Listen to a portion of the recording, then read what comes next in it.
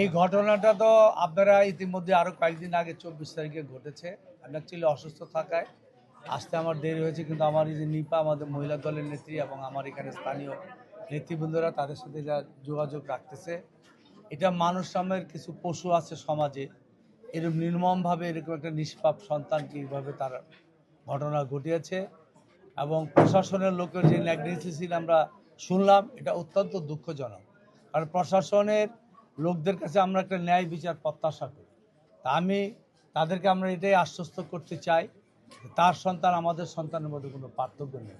সে যারা এই খুনের সাথে জড়িত তাদেরকে দৃষ্টান্তমূলক শাস্তির আওতায় আনতে হবে এবং সবগুলি তদন্তের ব্যাপারে দ্রুত পুলিশকে এখানে কাজ করতে হবে।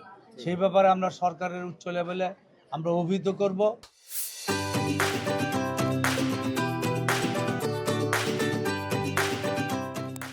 এবং আমার স্থানীয় নেতৃবৃন্দদের বলবো তারা যাতে এখানে নিরাপদে নির্বিঘ্নে থাকতে পারে সেই ব্যাপারে তাদের সকলের যাতে তাদের প্রতি আমরা খেয়াল রাখি, তাদের নিরাপত্তাটা বিধান করি। একটা তার সন্তান আছে, সেই মাদ্রাসায় পড়ে, সেটাও যাতে অব্যাহত থাকে।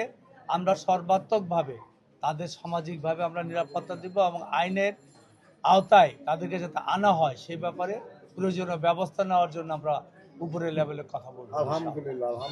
বিশ্বাস করি এই পশুদের এবং দৃষ্টান্তমূলক শাস্তি হলেই সমাজ থেকে এই খারাপ লোকদের আমরা বিতাড়িত করতে পারবো। আমার পক্ষ থেকে সর্বাত্মক সহযোগিতা থাকবে, আমার দল এবং সরকারের পক্ষ থেকে থাকবে। আমাকে অলরেডি দলের থেকে আমাদের প্রধানমন্ত্রীর অফিস থেকে জানানো হয়েছে এবং সে কারণে আমি অসুস্থ থাকার পরও আজকে এসেছি এবং ইনশাল্লাহ এটা আমরা এখানে অবহিত করব। বর্তমান পরিস্থিতি, সিসিটিভি যে ফুটেজটা এখান থেকে উদ্ধার হয়েছে সেইটা এবং এইটা একটা ঘটনার জায়গা, এটাকেও তারা আসলে রাখা উচিত ছিল একটা রিজার্ভ করে। এগুলি যাতে পুলিশের বা প্রশাসনের লোকরা করে এই ব্যাপারে আমরা কথা বলবো ইনশাআল্লাহ। আপনারা এসছেন মিডিয়ার লোকরা, ধন্যবাদ আপনাদের। এখানে দলীয় কোনো প্রভাব খাটানো হচ্ছে কিনা, কারণ এখানে আমরা যতটুকু শুনেছি যে মীমাংসার একটা কথা বলা হচ্ছে, তাহলে এটা কি রাজনৈতিক কোনো ক্ষমতা বা রাজনৈতিক কোনো চাপ সৃষ্টি করা হচ্ছে কিনা? না, মেয়ের বাবা এখানে আছে, ওনার চাচা আছে, এরকম কথা আমরা শুনি নাই। এরকম কথা কেউ বলছে না। এটা ফাইন্ড আউট হয় না কে আগে, ফাইন্ড আউট হবে ক্রিমিনাল কে, তার আইনে আওতায় বিচার হবে। এগুলো আপোষের কথা ওনারা কেউ বলে নাই, আপনি কোথেকে শুনছেন জানি না, বাট ওগুলির মধ্যে আমরা মাথা কামাবো না এবং কেউ কোনো প্রকার তাদের প্রেশারাইজ করতে পারবে না। এটা আমরা দেখব। আমাদের প্রথম থেকে আমাদের মহিলা নীতি এবং আমাদের ছাত্র দলের রিলেটিভই হয়, তারা এটা দেখতেছে এবং আমরা এটা দেখব।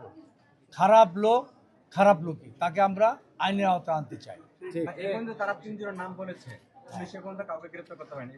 পুলিশের কোনো গাফিলতি আছে কিনা মনে করেন?